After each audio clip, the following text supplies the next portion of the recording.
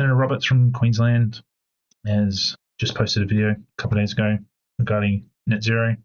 So let's see what he has got to say. If this is your first time to my channel and you are looking for more content on Australian politics, then hit that subscribe button and let's get into this one. Senator Roberts. Thank you. Last week, Australia watched the Treasurer host business and union bosses in the Cabinet room. The irony escaped the Treasurer.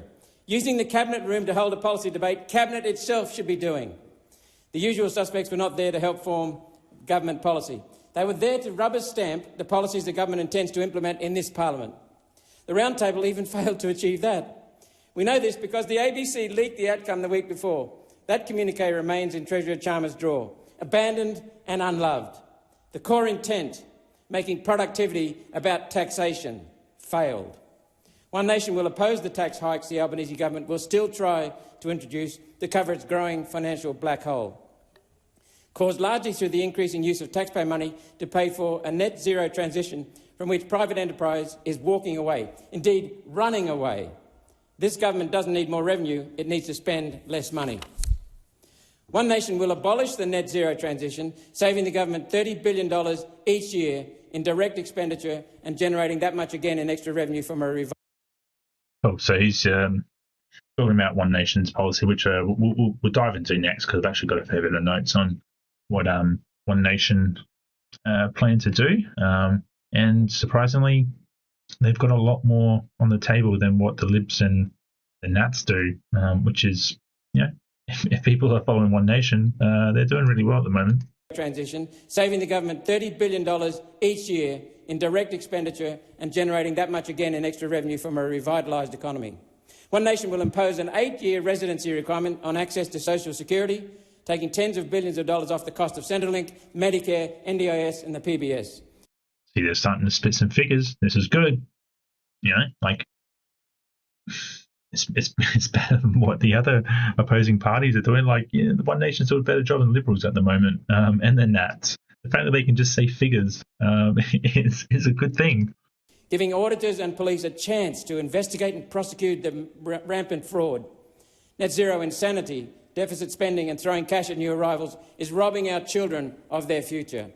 Smaller government and a sensible energy policy is where productivity improvements will actually come from. One Nation's policies will restore wealth and prosperity for all who are here, especially our young. The Albanese government will just take your money and leave working Australians with less, much less. A One Nation government, though, will restore Australia. Thank you. All right, just a quick one, but just talking about some of One Nation's policies. So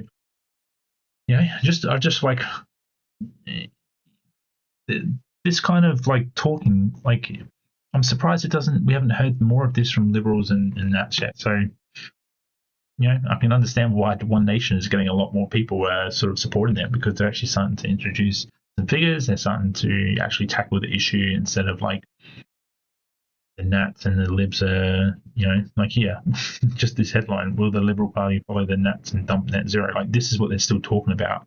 And now we're starting to hear One Nation actually talk about figures, and then hopefully what follows from that is proper modelling and things like that. But let's sort of look into the notes that I've got. So, One Nation rejects 2050. We all know that. Affordable, reliable energy first, not emissions target. Okay, so they're talking about just wanting affordable, reliable energy first. Who cares about the targets? Okay, fair enough. One Nation's position. So let's talk about the target. So they want to abolish the target and repeal the Climate Change Act. So Climate Change Act is legislation, and it says that we're going to basically reduce emissions to zero by 2050. In contrast, the net zero plan commits to 70% by blah, blah, blah, blah, blah. Okay, we know that. Coal and gas. One Nation, maintain and expand coal and gas generation until proven alternatives deliver equal, reliable and price support, high efficiency, low emission coal plants and carbon capture where economical. Okay, so they're looking at using coal and gas. Net zero plan, blah, blah, blah. You'll sort of know what's going on there. Nuclear power. Okay, hot topic. Lift the federal ban. Cool. Okay, so One Nation will lift the federal ban on nuclear energy and start establishing SMRs and use nuclear to replace retiring coal capacity. Okay, they've come out and said this is what we want to do. Awesome. Okay, we still got state and federal laws saying blah blah. So this is good. This is what people, they know that they can vote for this now. They know they can follow this now. Okay, no ifs, buts, and maybes. Renewables and subsidies and mandates for wind and solar. Claim they distort the market and raise costs through transmission build out. What the Labor's doing. So okay, so like no more battery program, no more solar thingos. So, and there's no more incentives like I assume it'll be like the CIS where like if you foreign investors will come in and basically build wind, solar, blah blah blah. So interesting. Okay, so they're going to end it all. Electricity prices. Yeah. Okay, no, it doesn't matter. Manufacturing jobs, very very important. Prioritise domestic energy supply for Australian industry. Impose export restrictions or reserves and reservations on gas to ensure low domestic prices. Okay, so it looks like they're going to just rely on the jobs that's in the current market, whereas Labor say that the transition is going to increase. Climate science, international treaties. So One Nation want to withdraw from the Paris Agreement. Fair enough, and they obviously want to stay in it. So this Paris Agreement thing, good. Okay, so we know where One Nation stands. They want to get rid of. They want to change legislation. So very very important because changing legislation is a very big deal. They want to exit the Paris Agreement. But realize that's going to have a huge effect on how Australia is perceived globally, especially given that we are one of the largest coal and gas exporters. So that's a huge it's a huge claim to make, more than just we're going to be changing our energy mix. It's going to send a massive statement to the rest of the world. Okay, so that's a big one, right? But we know where they stand, and this is good, right? This is good news. And the nuclear thing, I think that's a very very that's a very good stance, and also the renewables about ending the subsidies. So, that's going to have a huge impact on international investments and domestic investments, right? So let's have a look at the comparison. Obviously, from a legislative point of view, they're repealing the Climate Change Act, energy mix. So we're looking at fossil fuels, and we're looking at nuclear. Okay, this is where One Nation stands. This is good.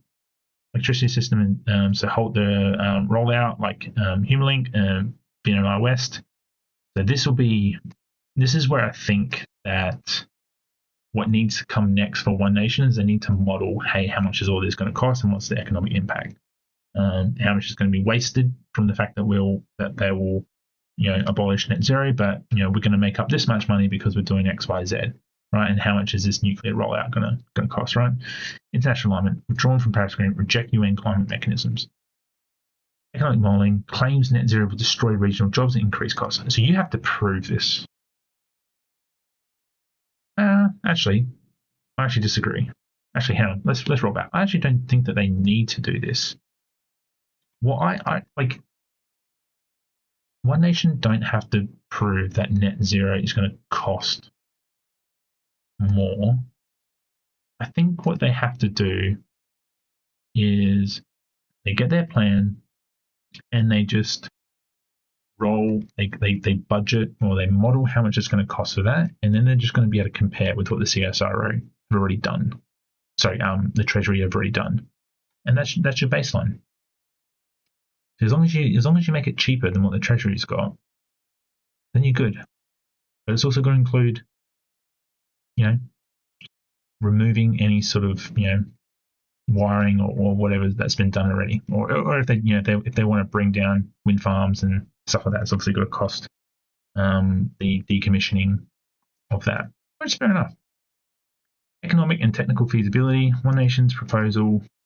So I just want to go back. Sorry, you guys let me know below if you think that that's a good plan. Now, One Nation, all they need to do is just model, hey, this is how much it's going to cost for our energy mix. Boom, the output from that is then you just compare it with the Treasuries. There you go, you got your cost comparison. You don't need to do what we kind of saw what the Nats are doing at the moment, and that's just slandering net zero in their report with what was the name of the people that are doing the report for Nats? Anyway, it doesn't matter. Like, instead of going on about how much net zero is going to cost and all this sort of blah blah, just model how much your mix is going to cost. compare it with the Treasury modelling, and if it's cheaper, then you've got a really good argument. Do you guys just agree with that? Like, just if you're going against net zero, just don't even fucking mention it. Just don't mention it. Just mention what your mix is going to be and put a lot of focus on that in a very compelling, evidence-driven, peer-reviewed. Just do something that is very, very credible, and I think you'll get a lot of people on board with that. One Nation proposal to maintain expand costs. Okay, so this is where I was sort of saying, like, okay, what's the technical feasibility? What's what's going to happen? So One Nation proposal could maintain and expand the gas could. It's obviously going to contradict everything the ISP has done, the AEMO. So you're going to have to get the AEMO to sort of, you're going to need some cooperation with the AEMO to actually cost your energy mix, okay? Similar to what the CSRO did, you're going to need a sort of an understanding of, because for you to go and say that you're going to introduce nuclear, you're going to need to give more input to the CSRO, or you're going to need to be able to get a different cost out of what the CSRO produced, because the CSRO produced numbers for nuclear to be like the most expensive. So it's going to contradict a lot of what the supporting evidence for net zero already is. So that's why I'm saying, like, focus on, like, they just focus specifically on their energy mix instead of like trying to go against net zero. You're going to be able to use a lot more manpower to actually support their report. So it's going to contradict ISPs, least cost modeling, which is renewables and firming. Okay, so don't even worry about arguing against that. Just focus on, like, stay in your lane, right? Requires major private capital, increasingly unavailable for fossil fuel projects, because people are looking at fossil fuel projects and seeing the breakdown and blah blah blah. And you've also already got the IGCC investor report basically saying that this is going to be phased out. But as we know, nuclear people are investing in, so you could get around that. Delay investment in the grid reliability technologies. Okay, blah blah. Implications. One Nation could effectively isolate Australia, as I was saying before about how we're going to be perceived on an international level. It could have it could do a lot of damage, but hey, it actually could do some good. You don't know. They will reverse policies integrated into the NER since 2023, requiring the AEMO to plan for government emission targets. Okay, so it's going to have a flow-on effect to other institutions like AEMO. It's going to have a flow-on effect onto the National Energy market and AEMO. So it's going to, it's not just about themselves. Their nuclear policy depends on long-term legal reform. Okay, so obviously having to lift the ban and implement nuclear policies, and having like a bit of a feedback loop in terms of what happens as we find safety issues, what happens when we find budgeting issues, and et cetera, supply chain issues. So it's going to be an ever-growing thing. But hey, that's what at least they're saying. Start putting the modeling together, start putting the policy, the actual real policy together, and I think you got something good there. This is what I thought the Liberals would have had by now, to be honest. So it's interesting that One Nation have kind of beat them to it. I think what's interesting is the coal and gas. Relying on coal and gas until nuclear is ready. And also, what do you do about the current renewables that are already in place? Because what we're doing, half of our generation now in the last quarter was through renewables. Do you just throw that out, or do you just kind of like try and supplement, the other, just keep the other half, running on coal and gas, and look at reserves? I think looking at coal and gas reserves and trying to drive prices down is a sort of city. Affordable, reliable energy first, no emission targets. If you kind of focus on trying to get reserves in Australia, you could probably drive down prices a whole lot. Or market anyway. You're always going to run into the issue with retail and transmission lines. Like there's always going to be costs there. Like we can't. All this sort of stuff doesn't actually affect the retail and the transmission lines, but the market, the wholesale price,